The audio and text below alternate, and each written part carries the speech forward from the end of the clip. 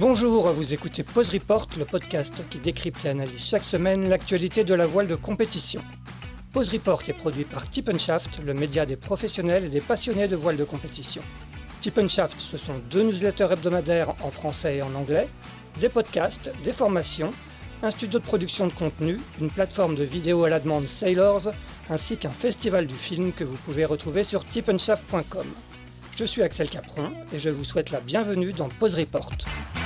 Bonjour à tous et bienvenue dans ce 181e épisode de Pause Report, le podcast hebdomadaire de Tip & Shaft qui explique, décortique, décrypte et analyse l'actualité de la voile de compétition sous toutes ses coutures en compagnie des meilleurs experts.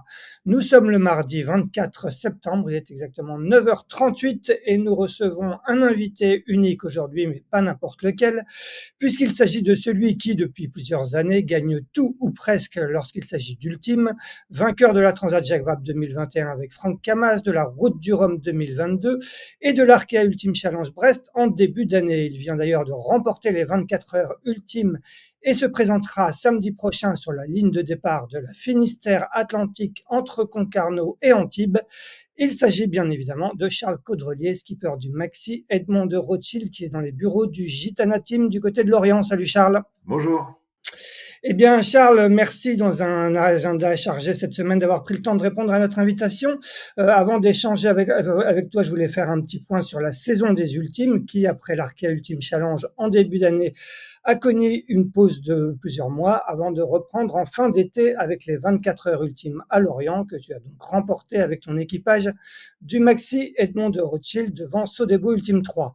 Place désormais à la 2e édition de la Finistère Atlantique dont le départ est donc donné samedi prochain avec un nouveau parcours puisque si la flotte des 5 ultimes partira toujours de Concarneau comme la première édition en 2022, elle mettra cette fois-ci le cap vers la Méditerranée et plus précisément vers Antibes où elle est attendue au bout d'environ 5 jours. On retrouve sur la ligne le même plateau que sur les 24 heures ultimes puisque outre le Maxi Edmond de Rothschild seront de la partie Sodebo Ultime 3, le Maxi Banque Populaire 11, SVR Lazartigue et Actual Ultime 3. La saison ne sera pour autant pas terminée après cette course puisque 3 des 5 équipes présentes sur cette Finistère Atlantique comptent s'attaquer d'ici la fin de l'année au trophée Jules Verne, dont le Gitana Team de Charles Caudrelier qui va donc nous en parler. Charles, écoute, avant de parler de l'actualité du moment et de ce trophée Jules Verne à venir, commençons, si tu le veux bien, par un retour en arrière. On t'avait trouvé étonnamment frais en février dernier à l'arrivée de l'Arkea Ultime Challenge Brest, première course autour du monde en solitaire et en ultime. Rassure-nous, est-ce que tu as mis un peu de temps à te remettre ? Bon, écoute, ça s'est bien passé parce que d'abord, j'ai eu un petit 15 jours de vacances à l'arrivée, comme toute l'équipe. Et puis après, on a des projets. On a notamment le Gitana 18 qui occupe beaucoup nos têtes. Donc, quand tu as des projets, bah, tu retrouves de l'énergie, surtout un projet aussi intéressant, passionnant et excitant. L'énergie, elle revient vite. Voilà, mais c'est vrai que quand même, j'ai mis un petit peu de... C'est plus un problème de motivation et voilà, d'énergie, d'adrénaline qui a un peu disparu. C'était un peu la fin d'un cycle. C'est vrai que les 6 derniers mois, je sentais que j'avais pas l'énergie maximum. C'était plus une histoire de motivation même pour aller naviguer sur le Gitana 17. On est vraiment concentré aussi beaucoup sur le Gitana 18 et c'est ça aujourd'hui qui occupe beaucoup nos esprits. Donc voilà, c'est vrai qu'il y a un petit peu moins d'envie d'aller sur l'eau, mais ça revient avec les dernières régates, les entraînements et les autres bateaux qui sont autour de nous, qui nous remotivent. Donc voilà, non, ça s'est plutôt pas mal passé la transition, je trouve. Tu as pas senti de gros contre-coups physiques, t'as pas de problème de sommeil ou choses comme ça? Tu as réussi à vite physiquement te remettre? Bah oui et non, c'est vrai que je me sens pas fatigué, mais en même temps, dans plein de sports que je pratique, où j'ai un peu des références, des chronomètres, bon là, les années tournent, mais je vois bien que j'ai un petit peu moins de force. Là, j'ai refait une course à pied la semaine dernière. Ça a été quand même assez difficile par rapport à mes habitudes. Je suis quand même, voilà, je sais un peu comment je cours et à quelle vitesse je cours. Voilà, je sens il y a des choses qui se sont perdues, mais ça, c'est surtout le fait que quand tu fais une course d'un mois, pendant un mois, t'es sur un bateau, tes jambes, elles travaillent pas, donc tu perds ta musculature, elle se perd. Et je me suis pas entraîné sérieusement, donc. Mais ouais, je sens dans la reprise on a repris très vite la gym, enfin le sport. On fait 3 séances par semaine à la base, et j'ai senti qu'il il y avait un peu un manque de punch. Donc c'est autant dans la tête que dans le corps, je crois. Et voilà. Donc ouais, il y a forcément des conséquences, j'imagine. Il y a forcément de la fatigue. Ça demande beaucoup de. Mais j'ai l'impression que c'est plus aussi la fin d'un cycle, voilà, qui était pour moi, que je suis arrivé en 2019.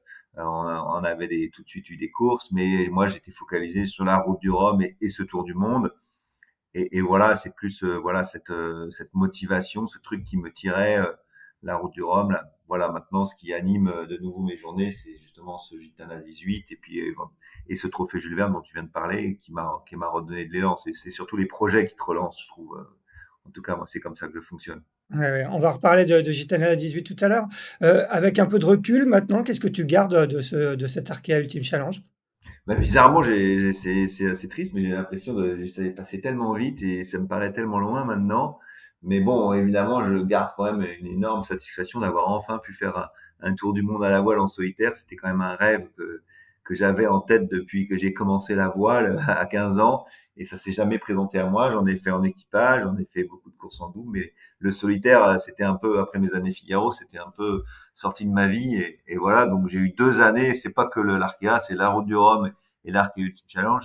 Ça a été deux courses dont j'avais rêvé. Enfin, l'Arkea Ultimate Challenge, c'était même mieux que ce que j'avais rêvé, hein, puisque à l'époque, on faisait pas les tours du monde sur des bateaux comme ça, en solitaire, en course en tout cas. Donc voilà, ça reste un moment magique et puis c'est une énorme satisfaction du travail. On a l'impression d'avoir rendu une belle copie, quoi. Donc que ce soit au niveau de l'équipe et moi au niveau personnel, voilà, d'avoir réussi à mener ce bateau au bout sans le casser ou en tout cas en l'abîmant un peu, mais sans trop le casser, c'était une grande fierté, ouais. Donc il y a eu quand même énormément de satisfaction, mais on oublie vite et puis les nouvelles régates qui arrivent. Voilà, te font passer à autre chose et ça c'est un peu triste. C'est sûr il y a eu des grands moments que j'aimerais revivre, comme l'arrivée, des choses comme ça, qui étaient des moments très forts et c'est passé un peu vite. Ouais, c'est toujours très éphémère. D'un point de vue, technique, vous en avez retiré beaucoup de choses. Vous avez, j'imagine, fait beaucoup d'enregistrements de data. Est-ce que vous avez eu le temps de débriefer tout ça? Et si oui, qu'est-ce que vous en avez tiré? Oh bah écoute, oui, les datas, on apprend toujours. Ça a été quand même une grande expérience. C'était la première fois qu'on allait dans les mers du Sud aussi longtemps. On avait quelques petites expériences de la mer formée, mais ça nous a fait permettre de réfléchir quand même à Gitana 18 de façon un peu différente. Mais bon, le cahier des charges était quand même assez bon. Je pense avant même le départ, on avait déjà une bonne vue, vision. Ça n'a pas beaucoup changé. Ce qu'on a appris, c'est qu'encore bah, tout ce qu'on pensait avoir d'incassable, d'indestructible, d'avoir fait les choses, on retrouve des nouveaux problèmes. Ce qui est ça qui est étonnant, c'est que chaque fois, on casse des nouvelles pièces, on découvre des nouveaux problèmes auxquels on n'avait pas pensé, sur des choses qui nous paraissaient presque indestructibles. Donc, ce qu'on se rend compte que c'est très compliqué d'aller. Voilà, là, je pense très simplement, c'est très compliqué. On l'avait dit au départ, hein, tous, mais c'est très compliqué de mener ces bateaux aux vitesses auxquelles ils vont aujourd'hui sur l'ensemble d'un tour du monde. Et voilà, ce qui résume bien, je crois, c'est les performances du bateau à l'arrivée. Quand on le convoie, on essaie de le pousser à fond. Il y a des conditions parfaites et on n'est même pas à 80-85% de la polaire dans des conditions parfaites. Ouais. Donc, on voit que le bateau, il a perdu du potentiel. Les appendices sont un peu dégradés, l'aérodynamisme, bon, on l'avait vu, il était quand même bien attaqué, mais tout ça fait que très vite, tu perds énormément de performance. Donc, le futur challenge, c'est d'arriver à mener ces bateaux plus longtemps à 100%, voilà, parce qu'à 100%, évidemment, ils peuvent battre tout ce qui existe comme record aujourd'hui, si la météo le permet en tout cas, mais c'est très compliqué de les garder. Donc, on progresse. Vous avez remis le Maxi Edmond de Rothschild à l'eau en juillet. En quoi a consisté le chantier d'hiver et de printemps? C'est uniquement de la remise à niveau, de la réparation de tout ce qui a été abîmé, ou à ce stade du développement du bateau, on est encore à chercher des optimisations?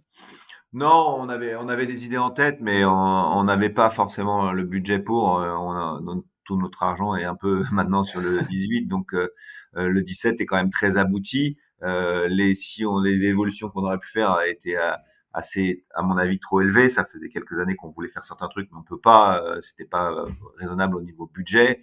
Euh, non, on n'a pas fait grand-chose. On avait assez de travail et pas tant que ça pour le remettre en état avec voilà, on a quand même eu les voiles étaient un peu abîmées, la dérive aussi, le bras, bah ça tout le monde l'a vu. Donc voilà, on s'est juste concentré sur des voiles. Ce qu'on pouvait faire, on a fait 2 voiles neuves et parce qu'on les autres étaient quand même un peu mortes et voilà. Et notre énergie c'est basé là-dessus, c'est sur des voiles. Et on va voir cette année. C'est plus, tout est fait un peu dans l'optique de Gitana 18. Hein. Tout ce qu'on a essayé, c'est quand même pour valider certains choix sur Gitana 18 ou les questions auxquelles on se pose, mais pas d'innovation majeure cette année. Je vais pas vous mentir. Et voilà, pour des raisons simplement économiques, il y a des choses qu'on aurait aimé faire, mais qu'on peut pas faire. Bon, ça sera pour les futurs acquéreurs. Voilà. Dans le même temps, tu le disais, tu as passé donc, beaucoup de temps sur le dossier, Gitana 18. Est-ce que tu peux nous faire un peu aujourd'hui une photographie à date du projet? Bah écoute, aujourd'hui, les coques et flotteurs et tout ça, c'est en construction. Et nous, on travaille énormément aujourd'hui sur les appendices, parce que c'est là où il y a un gros challenge, les appendices et les systèmes. Donc voilà, la géométrie globale du bateau, elle est faite. Maintenant, la géométrie aussi globale des foils, on s'en approche beaucoup, des safrans, tout ça aussi. Maintenant, on est dans le détail des formes, on essaye de gagner un peu partout et on teste beaucoup quand même encore un peu sur la géométrie parce qu'on essaye de vraiment faire un bateau qui va aller décoller plus tôt, mais qui va aussi voler mieux dans la mer. C'est là où on a le plus, je pense, à gagner aujourd'hui.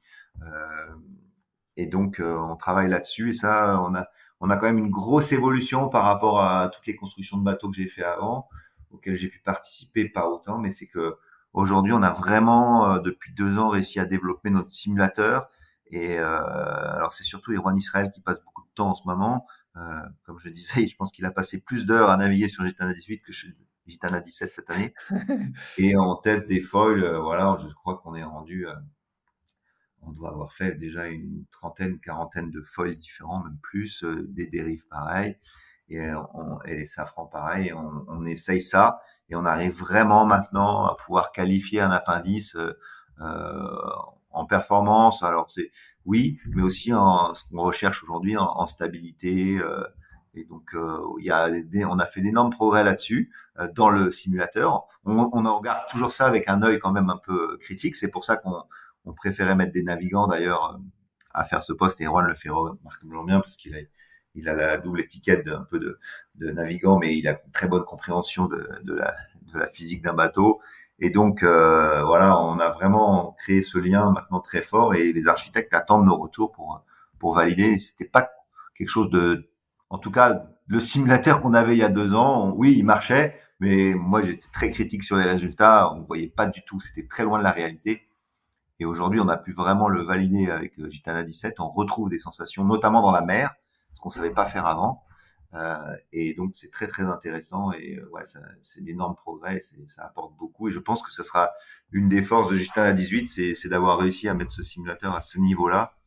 Et le travail qu'on a fait derrière, qui nous a permis de comprendre énormément de choses et de progresser énormément en stabilité. J'ai hâte de voir la réalité. Voilà, ça devrait être un bateau qui, dans la mer, sera très, très, très, très beaucoup plus stable que ce qu'on avait avant. Ouais, ouais. Ce simulateur, c'est quelque chose que vous avez développé en interne, c'est ça? Bah alors il y a une partie, voilà, on travaille avec Meta et Gumbox, qui sont deux simulateurs. Meta, c'est plutôt nos architectes qui les utilisent. Gumbox, c'est la version on avait avant, qui vient de Team New Zealand, qui équipe Team New Zealand. Et oui, aujourd'hui, on a fait énormément de travail pour intégrer des choses qui n'étaient pas, voilà, c'était fait pour des bateaux de la coupe. Voilà, et du coup, tout le problème de la mer, du pilote aussi, on a intégré des pilotages automatiques, des choses comme ça, pour vraiment se rapprocher de la réalité. C'est du travail qui a été fait en interne par le bureau d'études, en lien évidemment direct, parce que il y a des choses qu'on ne peut pas coder, mais il y a d'énormes progrès. Donc c'est une boucle entre North Sales, parce qu'il y a la partie aéro qui est très compliquée, les architectes, mais voilà, donc ça, il y a eu d'énormes progrès. Alors, je pense que tout le monde en bénéficie, mais c'est vrai qu'en interne, on a fait des choses qui nous permettent aussi d'analyser très rapidement les résultats d'un test. Donc, ouais, franchement, autant j'étais pas du tout satisfait il y a 2 ans de ce qu'on arrivait et voire on l'utilisait très peu. Avec Franck, on l'a utilisé peut-être 3, 4 fois et on n'était jamais content des résultats. Autant aujourd'hui, il tourne tous les jours et c'est assez incroyable. Donc, c'est le futur. Alors, il y a encore beaucoup de progrès à faire, hein. C'est pas parfait, mais avec notre apport, le fait qu'on puisse l'utiliser en fait nous maintenant très facilement, euh, nous permet de faire des retours et ils sont très réactifs pour changer, modifier, adapter. Et voilà, c'est vraiment un énorme progrès, je trouve. Ouais, ouais. Le Maxi Edmond Rothschild actuel a marqué un vrai gap en termes de développement des ultimes, hein. C'était le premier vrai bateau volant au large en ultime. Est-ce qu'on peut s'attendre à ce que le Maxi Edmond Rothschild 18 ou le Gitana 18, comme tu l'appelles, va encore franchir un gap important par rapport à cette génération-là? Alors, en tout cas, oui, je pense qu'il va être très différent. Alors, on va rester humble. On sait jamais si ça va marcher. Le Gitana 17, pendant longtemps, on a cru qu'il était, pendant 2 ans, on n'était pas du tout convaincu. Enfin, moi, j'étais pas là, mais il y avait un vrai doute sur que ça soit une réussite. Et là, effectivement, on fait des choses très différentes de ce qui existe. Il n'y aura pas besoin d'être un spécialiste pour voir qu'il y a des choses quand même assez originales. Tout ne se verra pas, mais il y a des choses qui vont se voir. Je pense que si ça marche, je pense que c'est une voie qui va être empruntée par les autres, en tout cas dans l'esprit. Après, il y aura forcément, mais je suis assez convaincu que oui, il y a un step qui est franchi. Maintenant, il est possible que les d'autres équipes le franchissent aussi. Hein. Les foils, tous les bateaux peuvent changer leur foil, leur safran, leur dérive. Il y a plein de choses à faire encore sur les bateaux d'aujourd'hui. Et il y a des voies qu'on a empruntées qu'on ne pourrait pas faire avec Gitana 17, mais il y a d'autres voies qu'on a empruntées qui sont tout à fait adaptables à la plateforme de Gitana 17. Donc voilà. Après, on est, on est assez audacieux. Voilà, ça a bien marché pour Gitana 17, mais c'est sûr que moi, je suis assez convaincu de ce qu'on fait dans l'esprit, mais après, il y a plein de questions qu'on se pose encore. Hein. On n'est pas sûr d'avoir la vérité, mais en tout cas, on va oser, ça c'est sûr. Bon, tant mieux. Tu dis que ça se verra à l'œil nu même pour un non spécialiste. Ça veut dire que ça sera, surtout sur les appendices ou est-ce que même la plateforme, va beaucoup changer par rapport même si j'imagine tu Ouais, il y a un peu compares? de, tout va être, D'accord. faut pas rentrer dans le détail parce que je veux pas Oui, je dévoiler. sais bien, je sais bien. Euh, et voilà, et on n'est pas sûr de tout. Il y a des choses, on pourra revenir en arrière, mais voilà, on croit en tout cas dans la voie qu'on a. On est assez tous convaincus. C'est assez sympa parce que justement, on a réussi à créer ce lien assez fort avec les architectes et on a été écoutés sur plein de choses et ils ont trouvé des solutions. Ils nous ont apporté des solutions, comme c'est le faire l'équipe de Guillaume Verdier, toujours très très innovante. Donc voilà, j'espère que vous serez pas déçus, qu'on va pas vous décevoir, mais je pense que c'est pas mal. Bon, en tout cas, tu nous as mis l'eau à la bouche. Quel est le timing prévu? Toujours, mise à l'eau, fin On est aussi impatient que vous, que tout le monde. Donc voilà, on a hâte de découvrir, de voir. C'est sûr que les premières navigations, de voir le résultat. Et après, il y a plein d'inconnus. C'est qu'on sait pas des choses. On essaie qu'on est en train de calculer, mais il y a plein encore d'inconnus. Hein. On n'est pas encore sûr de pouvoir faire tout ce qu'on a envie de faire parce qu'il y a des contraintes à des fois qui peuvent être mécaniques, des systèmes qui compliquent la chose, mais c'est là où justement il faut qu'on soit audacieux. Voilà, on a fait le pari de dessiner le bateau qui nous paraissait idéal et après de trouver comment le faire fonctionner. Donc comment le concrètement. Et il y a parfois on se heurte à des contraintes, voilà, mais je pense que ça va dans le bon sens. bon, donc on peut espérer voir le bateau naviguer, dans 1 an et éventuellement sur la Jacques Vabre 2025, c'est ce que vous étiez fixé comme objectif? Ouais, ça serait un objectif de rêve, mais je pense que c'est un bateau qui quand même si on est aussi innovant que sur certains clés, ça va être je sais pas si on a en un mois et demi, on va réussir à être prêt à prendre le départ d'une course, mais c'est un objectif ambitieux qu'on se fixe. C'est toujours bien d'avoir des objectifs parce que sinon on repousse toujours. Donc tout le monde est concentré là-dessus et puis et si ça passe, ça sera génial et si on peut pas, ce sera pas un drame dans la vie du bateau de rater une Transat Jacques Vabre. Voilà, mais pour moi c'est important de la faire parce que pour déjà, on sait que c'est là qu'on apprend le plus.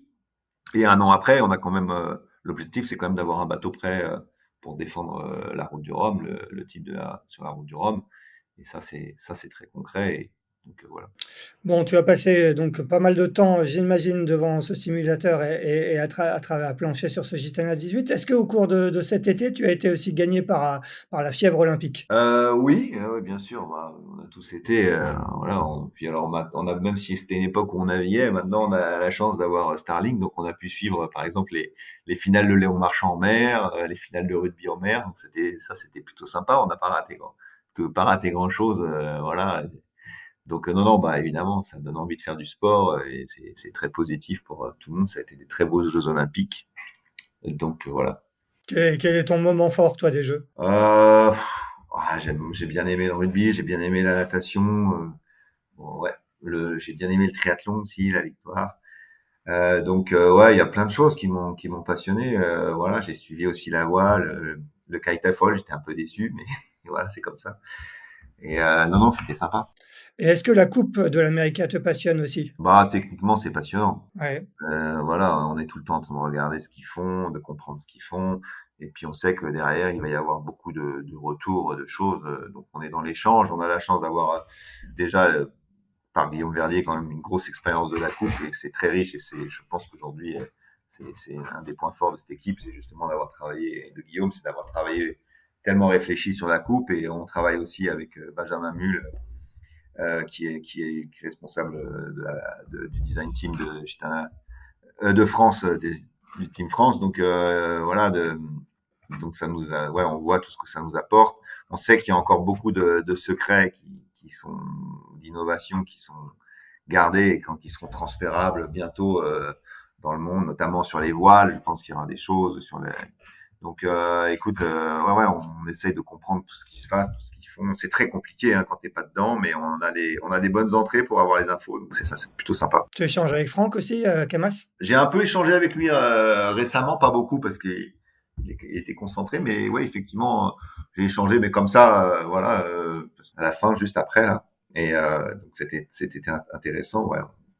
On voit toutes les perspectives qu'il y a, et il y a des choses qui sont pas adaptables, mais il y a plein de choses sur lesquelles, voilà, la coupe c'est toujours très très riche pour tout le monde, et ça apporte beaucoup de choses à notre univers. Voilà, ils ont des telles capacités de recherche, ils se posent tellement de questions, ils testent tellement de choses.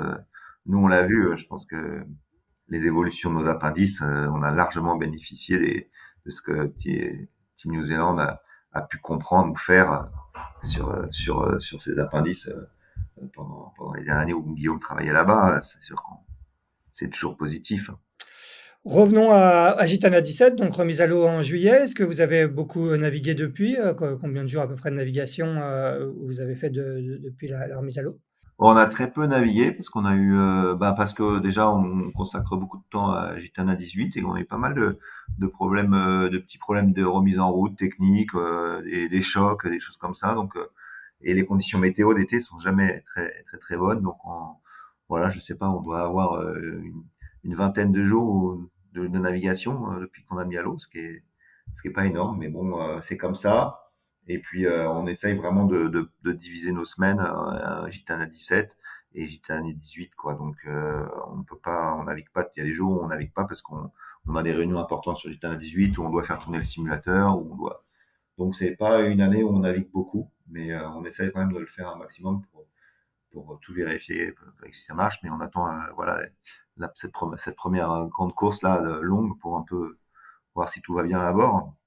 Et puis pour essayer de travailler, apprendre à naviguer ensemble. Ça s'est bien passé sur les 24 heures ultimes, mais on a besoin de faire plus de 1000 avant ce trophée Jules Verne, c'est sûr. Tu as annoncé assez tôt ton équipage justement pour le Jules Verne au moment de cette remise à l'eau. Donc, je rappelle composé de David Boileau, Erwan Israël, Benjamin Schwartz, Julien Villon et Yann Rioux. Est-ce que tu peux juste nous dire un mot sur cet équipage? Bon, il y a beaucoup qui sont là depuis longtemps. Il y a peut-être un ou deux plus nouveaux. Écoute, oui, c'est les fidèles. Yann Rioux, notre médiaman, qui est capable aussi de mener un bateau. Ça, c'est plutôt sympa d'avoir, voilà, quelqu'un. Ça nous évite d'avoir une personne en plus à bord, et je pense que on est content d'avoir du poids en moins. À 6, on arrive très bien à mener ce bateau.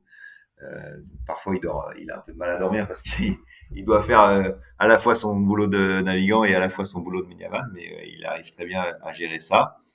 Et puis, pour lui, c'est un peu une récompense, parce que c'est quand même quelqu'un qui est un navigant à la base. il a fait beaucoup d'années de médiaman, donc il est toujours plein, très volontaire et plein d'énergie pour naviguer et toucher une barre parce qu'il a été longtemps, il a eu de longues années de frustration, donc ça c'est très bien. David Boileau, bah lui, c'est vraiment le papa du bateau et qui est capable de réparer tout, qui touche à tout et qui en plus est d'une forme physique incroyable, donc il reste à bord fidèle depuis le début. Et Juan Israël, bah, c'est mon coéquipier fétiche et puis routeur, donc en qui j'ai une énorme confiance. Moi, j'ai toujours essayé d'amener sur mes projets parce que je trouve c'est l'efficacité. Il parle peu, il est très efficace, très perspicace. Donc, j'aime beaucoup avoir son point de vue et c'est très important pour moi. Il participe beaucoup à Gitana 18, quoi. J'ai une confiance absolue un peu en lui. Et donc, c'est toujours riche, nos échanges. Et voilà. Et puis après, j'ai gardé, mais quand j'ai pris dans mon équipe de routage, et on avait pris Julien et Benjamin, c'est parce qu'on avait déjà une idée en tête, c'était de naviguer ensemble ensuite. Julien, parce que j'avais pratiqué sur le Tour de France et je trouve que c'est un excellent régleur. Il est en termes de performance, il est toujours dessus, il est toujours force de proposition, il est très rigoureux, en plus d'être excellent routeur. Donc, mais c'est un bon barreur et pour moi, il a toutes les qualités. C'est quelqu'un de discret mais de redoutable et vraiment efficace. Donc, et ça se confirme. Et Benjamin, bah, c'est un peu un talent que j'avais découvert d'abord comme technicien et je voyais que bah, chaque fois qu'on lui confiait une mission, même peu importe le domaine, il était toujours excellent et il a prouvé ensuite en Figaro avec très peu d'expérience. Il a réussi à gagner, je crois, il a été champion de France et puis il a fait un remarquable premier solitaire du Figaro et il le prouve en gagnant régulièrement des courses. Donc voilà, il a beaucoup de qualités avec une très très forte capacité d'analyse de données, de chiffres, de réglage du pilote, des choses comme ça où il est très pertinent. Donc c'est toujours très riche. Voilà, donc c'est vraiment ouais, une équipe très très riche et je suis ravi. Voilà, ça fonctionne bien et c'est d'un regard nouveau. C'était pas mal parce qu'on avait certaines certitudes. Et voilà, on avait, comme tu l'as dit, on a gagné beaucoup de courses, donc le bateau allait très très vite et on se posait certainement pas de questions. On se fait bousculer par la concurrence de plus en plus et c'est très serré. Et donc ça se joue sur le détail. Et, il y a des domaines où le bateau n'est pas le plus rapide aujourd'hui et on se rend compte que voilà, on a pris, on s'est pas remis en question et on a beaucoup progressé ces dernières semaines avec la confrontation. On a trouvé des nouveaux réglages et voilà, on a beaucoup travaillé sur les voiles. Je pense qu'on a voilà, on aurait aimé faire des voiles un peu différentes, mais on n'a pas le budget pour.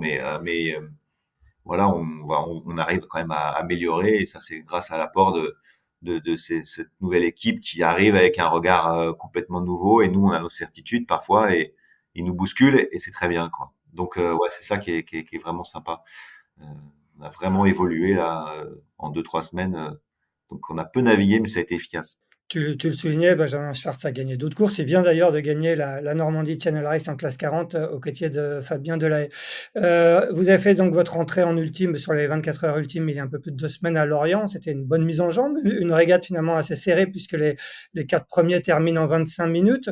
Tu as l'impression quand même que la concurrence se rapproche de plus en plus? Ah bah oui, bah de toute façon cette course, faut être honnête, on a eu quand même de la réussite de revenir. Après on a perdu le contact au départ, on était un peu moins rapide, mais il y a eu aussi voilà, il y a eu des effets de vent, hein, mais c'est pas très écoute, on peut pas vraiment comparer les performances. Ce qu'on voit, c'est que ça on le sait qu'Esver est un bateau redoutable dans le petit temps, voilà, et ça on l'avait déjà remarqué. À certaines allures, il est très très fort, mais chaque bateau a des points forts et on craint chaque bateau.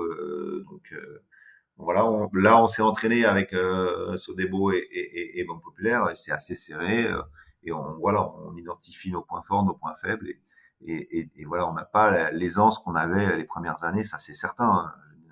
Voilà, je Oui, crois que ce qui est logique. depuis un an, heureusement, hein, Heureusement, oui. c'est beaucoup plus intéressant et voilà, chaque équipe est très forte et chacun a des points forts et essaie de les développer et progresse.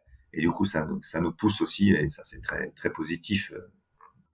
La suite de cette saison, on passe donc par cette Finistère Atlantique dont vous aviez justement remporté la première édition en juillet 2022 au prix d'une belle bagarre avec Bank Pop. Cette fois-ci, le parcours vous propose pas d'aller aux Açores, mais en Méditerranée et à Antibes. Que t'inspire un peu ce nouveau parcours? La Méditerranée, vous n'y allez finalement pas si souvent que ça. Bah, moi, j'adore. Hein. C'est un parcours que j'ai beaucoup fait. D'ailleurs, à l'époque des multicopes, des Orma.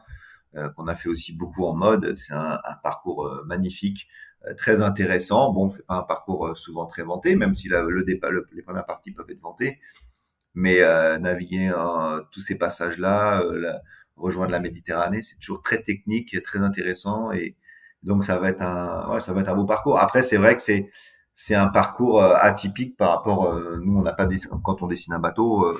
Si on avait dessiné un bateau pour ce type de parcours, on ferait pas le même bateau. C'est clair. Ils sont faits pour faire le tour du monde, mais c'est pas grave puisqu'on les dessine tous un peu dans cette optique-là. Voilà. Donc, non, non, ça va être, je pense, voilà, pour moi, c'est un des plus beaux parcours qu'on puisse faire à tous les niveaux. Donc, je suis ravi de cette course, que cette course existe et d'y être. En plus, c'est toujours sympa quand l'hiver arrive d'aller un petit peu vers la chaleur. Moi, j'aime bien. Ouais, ouais. Et même si en Maine, on peut s'arracher les cheveux sans vent, c'est très, très intéressant en termes de navigation. Sur un parcours comme ça en équipage, on imagine que vous êtes à 100% du potentiel du bateau, voire au-delà. Est-ce que là, en l'occurrence, en fonction des objectifs que vous avez derrière, en particulier le Jules Verne, est-ce que ça va être dans un coin de la tête ou est-ce que vous allez vraiment pousser à 100% sur le bateau? Oh non, on va pousser à 100%. De toute façon, on a du temps un peu de prévu. Et puis, c'est une course courte. Si notre bateau il est pas capable de tenir 6 jours sur ces parcours-là, il faut pas partir au trophée Jules Verne, hein. Donc, non, non, de toute façon, on sait très bien quand on est à bord, on dépasse certaines limites d'ailleurs. On est parfois même, on surtoile les bateaux, on change moins de voile. Enfin, voilà, mais les bateaux sont largement capables de le tenir. Heureusement, c'est un bon test, mais voilà, on a regardé la météo déjà, on sait que ça va pas être non plus une régate de gros temps pour l'instant. Donc peut-être un peu au début, mais très rapidement, on va plutôt chercher le vent. Donc, on sera à fond, hein, vous pouvez compter sur tout le monde. Je pense qu'il y en a pas un qui va se retenir. Ouais, aujourd'hui, justement, sur un tel parcours, tu estimes que sur les 5 ultimes au départ, les 4 sont quasiment sur un pied d'égalité? Ouais, ouais, je pense que c'est très proche. Les bateaux, comme je t'ai dit, ça change vite, hein. Des fois, à 2-3 nœuds de vent, il y a un bateau qui est plus rapide, qui devient moins rapide que les autres. Ça change. C'est sûr que, vu la météo annoncée, vu ce que nous a démontré SVR dans le petit temps, c'est sûr que c'est un bateau qui va être quand même assez adapté pour ce parcours-là. Mais bon, on peut avoir un peu toutes les conditions météo. On a une vague vue de ce qui va se passer dans l'Atlantique. Pour l'instant, c'est plutôt pas trop de vent après passer Cap Finistère. On va plutôt chercher de l'air et là, c'est sûr que SVR qui est un bateau quand même léger et très performant. Mais après, on peut dans la Méditerranée, on peut un peu tout avoir. C'est pas encore bien calé. Donc ouais, je crois que ça va être une course intéressante pour tout le monde. Finissons justement par le trophée Jules Verne. Est-ce que tu peux nous dire quel est le timing prévu après la Finistère Atlantique? Bah, à peine arrivé, on repart. Je pense qu'on va rester 24 heures maximum peut-être là-bas. En tout cas, le dimanche, après la remise des prix, on repart. Si on est arrivé. Pour l'instant, c'est quand même assez long. On repart aussi vite que possible pour ramener le bateau en chantier. On se donne 15 jours au moins de chantier. Je pense que ce sera nécessaire pour voilà, faire un check des appendices, les remettre en état parfait. Et puis on se met en stand-by. Donc idéalement, début novembre, on sera en stand-by, quoi. Ouais, ça va venir vite.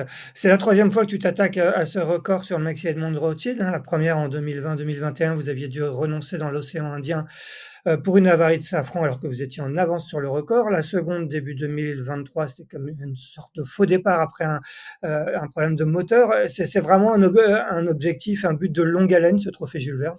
Oui, oui, je crois que tous ceux qui ont été le chercher ont souvent mis du temps, plusieurs essais. Et le record étant canon aujourd'hui, il est encore plus difficile d'aller le chercher. Euh, voilà. Après, on a une nouvelle génération de bateaux. Jusqu'à présent, et même aujourd'hui, on peut dire que je suis presque le seul qui a réussi à tourner autour de la planète sans s'arrêter. Donc, on sait que c'est le gros challenge pour ces bateaux-là. Euh, donc voilà, ça reste quand même compliqué, mais le jour où, et là j'ai bon espoir que sur les 3 bateaux, il y en a bien un qui va réussir. Je pense que le record a de fortes chances de tomber, même si il faut vraiment un enchaînement météo quand même excellent, parce que le record est proche de ce qu'on peut faire de mieux aujourd'hui. Mais voilà, avant de m'arrêter en Nouvelle-Zélande, je crois que Et si j'avais été en équipage sur un Jules Verne, je me serais sans doute pas arrêté attendu au large de la Nouvelle-Zélande. Je pense que je pouvais passer dans les temps du record au Cap Horn. Donc après, Ouais, on sait que notre bateau, il a un potentiel très fort après sur cette partie de l'Atlantique Sud.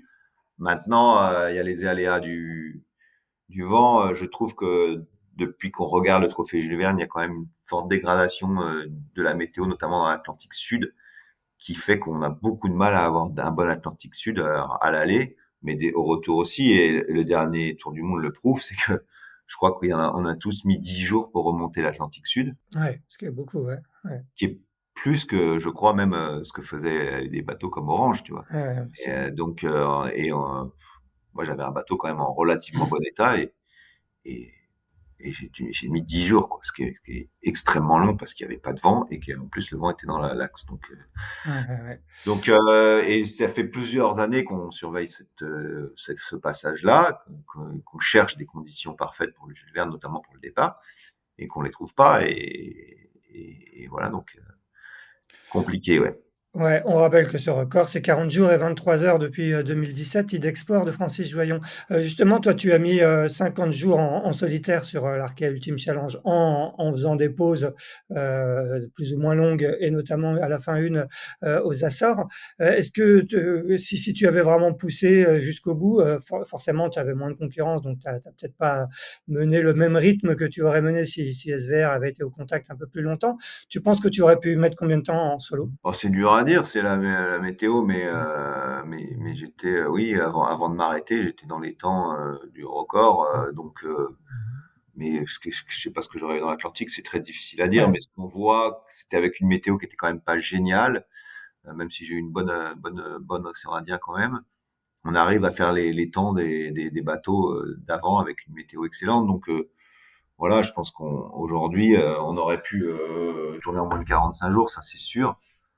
Mais bon, avec des scies et des voilà, ouais, ouais. c'est l'exercice, c'est d'arriver à aller vite et pas s'arrêter et pas casser. Et en l'occurrence, je me suis arrêté pour laisser passer du mauvais temps et puis voilà, donc on va pas.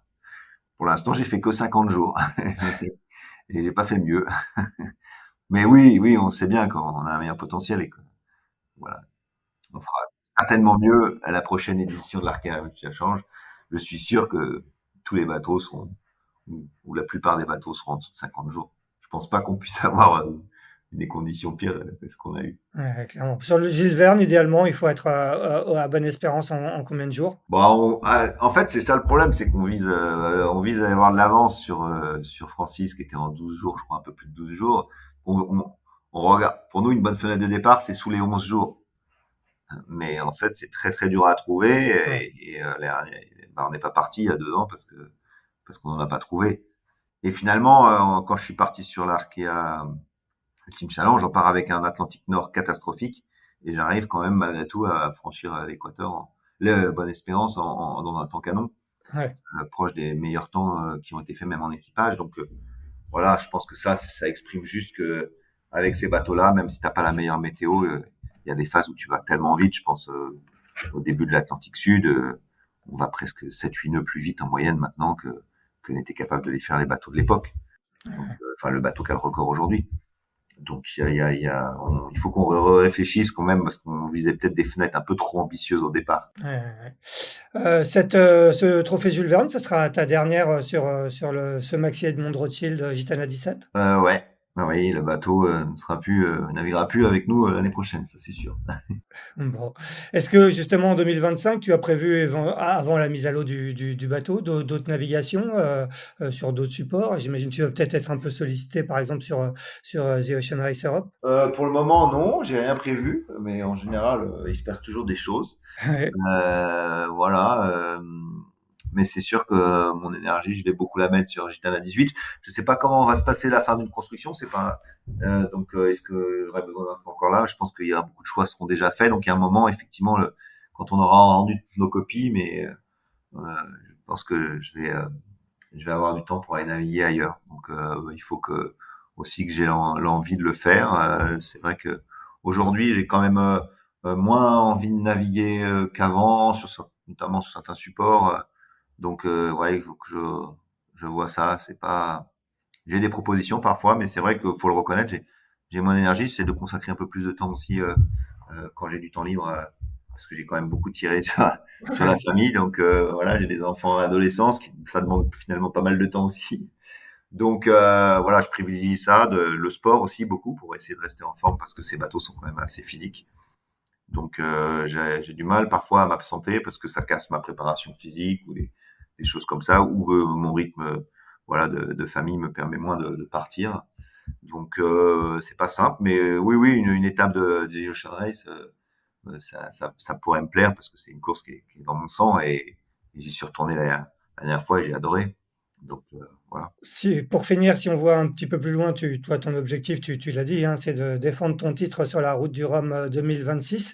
Tu es vraiment focalisé sur cet objectif? Tu disais à l'arrivée de l'Arkea Ultimate Challenge Brest que tu ne voyais pas forcément faire la deuxième édition, dans maintenant 3 ans. C'est vraiment tu focus sur Route du Rhum 2026? Oui, bah ça c'est sûr que c'est un objectif très court terme et qui nous motive tous dans l'équipe, c'est d'essayer de faire ce bateau pour le Route du Rhum. Ça reste une des courses majeures, enfin ou la course majeure de presque de cette classe avec le trophée Jules Verne qui est lui voilà les choses qu'on vise. On a construit ces bateaux-là pour ces courses. L'Arkea Ultimate Challenge, moi c'est une course qui est neuve, mais j'y crois qu'elle a un grand avenir. On voit bien qu'elle a donné envie à beaucoup de gens et de rejoindre la classe ultime. Et je pense qu'il y a beaucoup de gens qui sont dans d'autres classes qui aujourd'hui s'intéressent beaucoup plus à la classe ultime cette course-là, j'espère qu'elle a un bel avenir aussi pour pour aider les gens à vendre des projets ultimes et moi j'y crois beaucoup. Donc voilà, mais moi aujourd'hui c'est le Rhum et puis on verra. J'avance à petits pas parce que les années passent et que je sens que voilà, je te disais, je parle d'envie. Pour moi, pour aller gagner l'Arkea Ultimate Challenge, j'avais une envie énorme. Pour la Route du Rhum, pareil.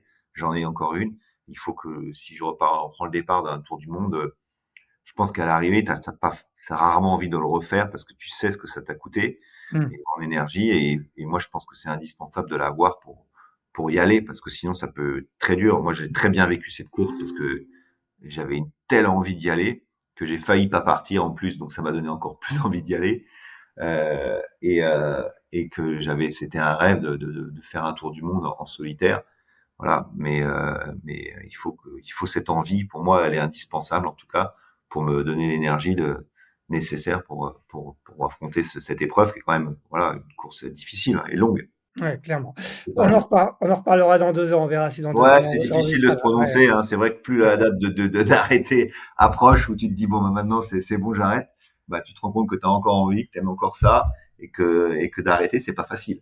C'est clair. Bon, bah, en attendant, on te retrouve, à partir de demain à Concarneau pour ce départ de la Finistère Atlantique, donc qui s'élancera samedi. Merci beaucoup Charles, on va te laisser retourner travailler sur Gitana 18 et préparer cette course.